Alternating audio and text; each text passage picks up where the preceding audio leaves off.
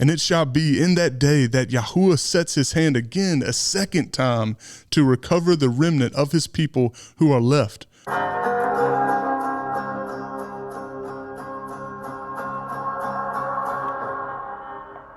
Hey everybody, this is Chad with Lost Sheep United. We're about to dive into one of the most powerful studies of our time, of our generation, the End Times Greater Exodus study. Before we dive into it, I want to share a few scriptures with you guys.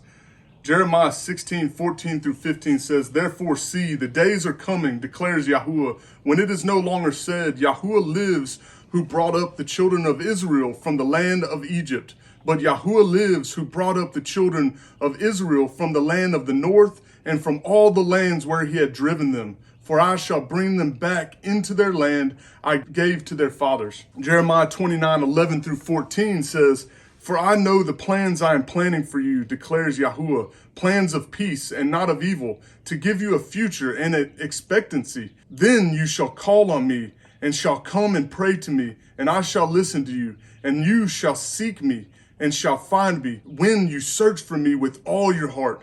And I shall be found by you, declares Yahuwah, and I shall turn back your captivity and shall gather you from all the Gentiles and from all the places where I have driven you, declares Yahuwah, and I shall bring you back to the place from which I have exiled you." In Deuteronomy 4:27-31, it says, "And Yahuwah shall scatter you among the peoples, and you shall be left few in number among the Gentiles where Yahuwah drives you, and there you shall serve mighty ones, the work of men's hands, wood and stone, which neither see nor hear nor eat nor smell. But from there you shall seek Yahuwah your Elohim, and shall find, when you search for him with all your heart and with all your being. In your distress, when all these words shall come upon you in the latter days, then you shall return to Yahuwah your Elohim and shall obey his voice. For Yahuwah your Elohim is a compassionate all. He does not forsake you, nor destroy you, nor forget the covenant of your fathers, which he swore to them." Brothers and sisters, I want to encourage you guys to stick this study out. There's a lot of scriptures regarding the greater Exodus and the end times deliverance of the Father, bringing his people from all the four corners of the earth, not just Judea, because a lot of people think that this prophecy's already been fulfilled with the small sliver of Israel, that the Jews have gone back to Israel. But in fact, it's talking about all of Israel, all the tribes, not just one tribe, all 12 of the tribes and the sojourner, those that are grafted in through the blood of Messiah, which that's really all that matters, is those that have been reborn, have accepted the Messiah and been immersed or baptized in spirit and fire. So join me in this powerful study and let's get started. The Great Tribulation and the Greater Exodus. One of the most powerful teachings for the end of the ages is the Great Tribulation and the future judgment of Elohim on the whole earth. Yahusha called it a Great Tribulation, Matthew 24:21, while most of the prophets of Israel refer to the judgment as the Day of Yahuwah. Zephaniah, one of the minor prophets, focuses almost exclusively on the topic, defining it this way: "Near is the great day of Yahuwah, near and hurrying greatly, the noise of the day of Yahuwah. Let the mighty man then bitterly cry out. That day is a day of wrath, a day of distress and trouble, a day of waste and ruin, a day of darkness and gloominess, a day of clouds and thick darkness, a day of ram's horn and alarm against the walled cities and against the cornered towers. And I shall bring distress on men, and they shall walk like blind men, because they have sinned against Yahuwah, and their blood shall be poured out like dust, and their flesh like dung. Neither their silver nor their gold shall be able to deliver them in the day of the wrath of Yahuwah. And by the fire of his jealousy all the earth shall be consumed, for he makes a sudden end of all those who dwell in the earth." That was Zephaniah 1:14-18. Zephaniah is not alone in his description of absolute judgment in a specific future time. Yeshayahu, or Isaiah, offers a similar description. "How, for the day of Yahuwah is near. It comes as destruction from the Almighty. Therefore all hands go limp. Every man's heart melts, and they shall be afraid. Pangs and sorrows take hold of them. They are in pain as a woman in labor. They are amazed at one another, their faces aflame. See, the day of Yahuwah is coming, fierce with wrath and heat of displeasure, to lay the earth waste and destroy its sinners from it. For the stars of the heavens and their constellations do not give off their light. The sun shall be dark at its rising, and the moon not send out its light. And I shall punish the world for its evil, and the wrong for their crookedness, and shall put an end to the arrogance of the proud, and lay low the pride of the ruthless. I shall make mortal man scarcer than fine gold, and mankind scarcer than the gold of Ophir. So I shall make the heavens tremble, and the earth shall shake from her place, in the wrath of Yahuwah of hosts, and in the day of the heat of his displeasure. Yeshayahu, or Isaiah 13:6-13. The obvious question for those who believe in Yahuwah is a simple one. If Yahuwah is making mortal man at the day of Yahuwah extinct, then how do we as mortal man survive and make it to the kingdom? Do we all die and then get picked up by Yahuwah at the resurrection? Do we get raptured out first? These are reasonable questions for a believer to ask. This is the reason why so many end-time prophecy books are written. The writers are trying to answer these questions of how do believers escape the absolute judgment of Yahuwah on his enemies. The answer to these questions are also part of the greater Exodus teaching. Essentially, Yahuwah is going to deliver us the same way he did the children of Israel from Pharaoh and Egypt. First, let's see what Zephaniah says about our escape from the day of Yahuwah. Zephaniah 2:1-3 says, gather together, O nation without shame, before the decree is born. The days shall pass on like chaff, before the burning wrath of Yahuwah comes upon you, before the day of wrath of Yahuwah comes upon you.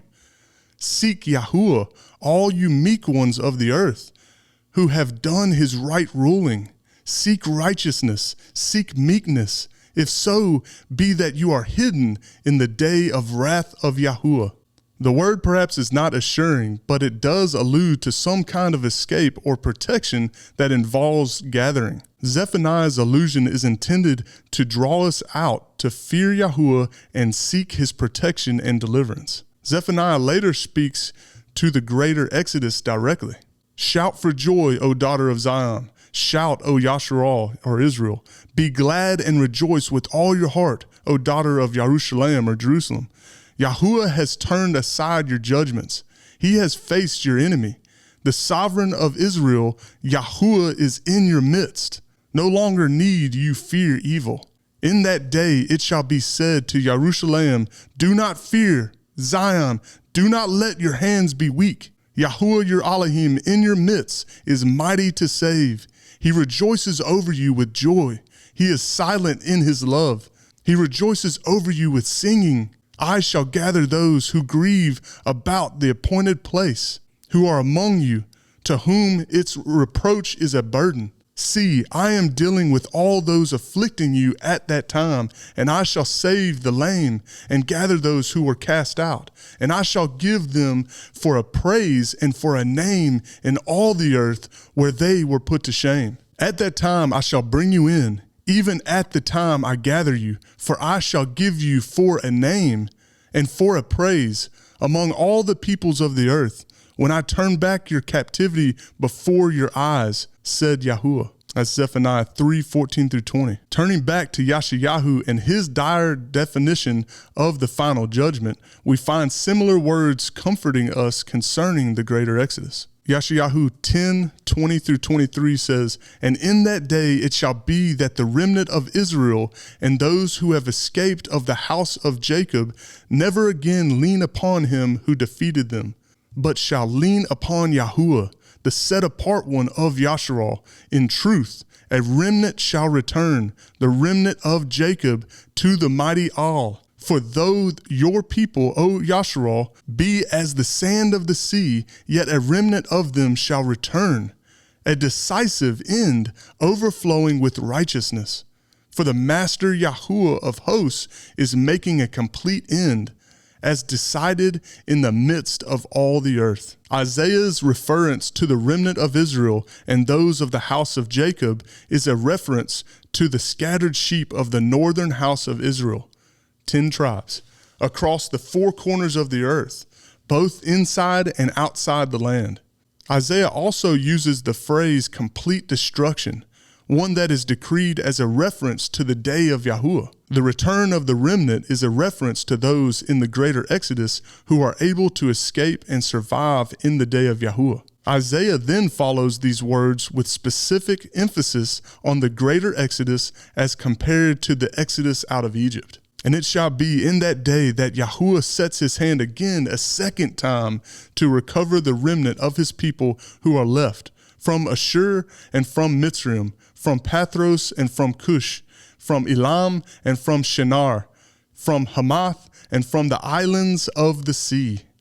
And he shall raise a banner from the nations, and gather the outcasts of Yasharal, and assemble the dispersed of Judah from the 4 corners of the earth. And the envy of Ephraim shall turn aside, and the adversaries of Judah be cut off. Ephraim shall not envy Judah, and Judah not trouble Ephraim.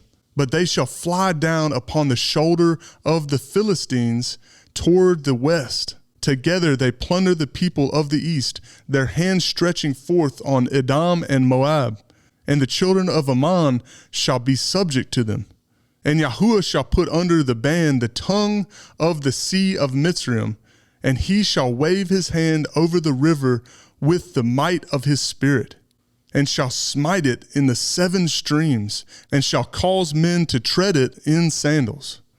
And there shall be a highway for the remnant of his people, those left from Ashur, as it was for Israel in the day when he came up from the land of Mitzrayim. Yeshayahu 11:11 through 16. The final expression of this passage relates back to the Exodus, but it is clear here that the greater Exodus is related in purpose and timing to the final judgment called the Day of Yahuwah. Yeshayahu expresses the final judgment in parallel fashion with the gathering and deliverance of Zion. Isaiah 34:8. For it is the day of the vengeance of Yahuwah, the year of recompense for the cause of Zion. The prophet Joel adds another voice that defines the day of Yahuwah 3 distinct times and then alludes to an Exodus the final time. Joel 1:15 says, Alas, for the day of Yahuwah is near, and it comes as destruction from the Almighty. Joel 2:1 says, Blow a ram's horn in Zion, and sound an alarm in my set-apart mountain. Let all the inhabitants of the earth tremble, for the day of Yahuwah is coming, for it is near. Joel 2:30 through 32 says, And I shall give signs in the heavens, and open the earth, blood and fire and columns of smoke. The sun is turned into darkness and the moon into blood before the coming of the great and awesome day of Yahuwah. And it shall be that everyone who calls on the name of Yahuwah shall be delivered. For on Mount Zion and in Jerusalem there shall be an escape, as Yahuwah has said, and among the survivors whom Yahuwah calls. Those who call upon Yahuwah are those looking to the Messiah, the leader of the greater Exodus. And those who escape, they are called survivors, are also the remnant of Israel, those who remain and sustained by Yahuwah. According to Revelation chapter 12, the woman, or Israel, flees into the wilderness to her place of safety, where she has a place prepared for her by Elohim for 3.5 years. The history of the Exodus given by Moses gives us the base pattern for the future greater Exodus. The greater Exodus begins at the start of the Great Tribulation, with the Messiah leading his flock to safety by following his words to escape the Great Tribulation and distress, and concludes with the Messiah's triumphant return to Jerusalem with us as he promised to meet us at Mount Zion. For believers to escape, survive, and endure the Great Tribulation, Yahuwah's deliverance must extend throughout the Great Tribulation. Like the Exodus out of Egypt, the greater Exodus is the gathering and leading of Yahuwah's people away from the places of danger and judgment during the tribulation. Just as the day of Yahuah has been described in dire terms, so is the Great Tribulation. In the Exodus, Yahuah inflicted 10 different judgments upon Egypt before the Exodus began. For the future Exodus, the Exodus begins sometime after the signs of Revelation 12 and is followed by a series of seals, trumpets, and plagues. Therefore, many of the prophets speak of the tribulation and the day of Yahuah together. Interestingly, the Hebrew word for tribulations is Mitzrayim. This is also the Hebrew name for Egypt. Coming out of Egypt is coming out of tribulations. Thus, coming out of the nations, the Babylonian world system, during the Great Tribulation is compared to coming out of Egypt. The Great Tribulation judgments will overwhelm the world and will include such things as shortages of basic resources, wars being waged, and people being plagued by many diseases. No matter how you do the math, the prophecies speak of most of the world's population dying in those days. The fourth seal speaks of 1/4 of mankind dying. Revelation 6:8 says, "And I looked and saw a pale horse, and he who sat on it had the name Death, and the grave followed with him. And authority was given to them over 1/4 of the earth to kill with sword, and with hunger, and with death, and by the beasts of the earth."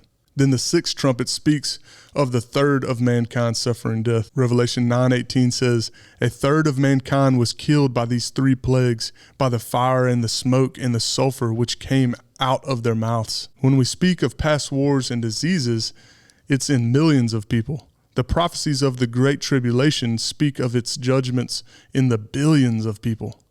Truly, the Great Tribulation is to be a time of distress as the world has never seen before. Daniel 12:1 says, "Now at that time Michael shall stand up, the great head, who is standing over the sons of your people, and there shall be a time of distress, such as never was since there was a nation, until that time.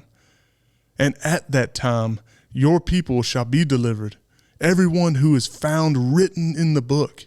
And many of those who sleep in the dust of the earth wake up, some to everlasting life and some to reproaches, everlasting abhorrence."